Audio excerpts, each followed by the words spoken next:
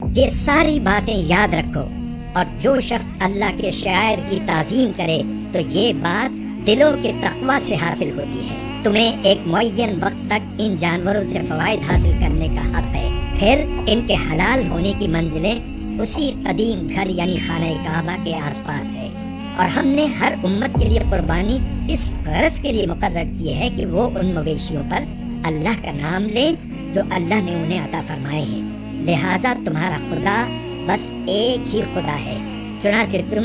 اسی کی فرما برداری کرو اور خوشخبری سنا دو ان لوگوں کو جن کے دل اللہ کے آگے جھکے ہوئے ہیں، جن کا حال یہ ہے کہ جب ان کے سامنے اللہ کا ذکر کیا جاتا ہے تو ان کے دلوں پر رعب طاری ہو جاتا ہے، اور جو اپنے اوپر پڑنے والی ہر مصیبت پر صبر کرنے والے ہیں اور نماز کو قائم کرنے والے ہیں، اور جو رزق ہم نے انہیں دیا ہے اس میں سے اللہ کے راستے میں خرچ کرتے ہیں، اور قربانی کے اونٹ اور گائے کو ہم نے تمہارے لیے اللہ کے شعائر میں شامل کیا ہے، تمہارے لیے ان میں بھلائی ہے، چنانچہ جب وہ ایک قطار میں کھڑے ہوں ان پر اللہ کا نام لو، پھر جب ذبح ہو کر ان کے پہلو زمین پر گر جائیں تو ان کے گوشت میں سے خود بھی کھاؤ اور ان محتاجوں کو بھی کھلاؤ جو صبر سے بیٹھے ہوں، اور ان کو بھی جو اپنی حاجت ظاہر کریں، اور ان جانوروں کو ہم نے اسی طرح تمہارے تابع بنا دیا ہے تاکہ تم شکر گزار بنو۔ اللہ کو نہ ان کا گوشت پہنچتا ہے نہ ان کا خون،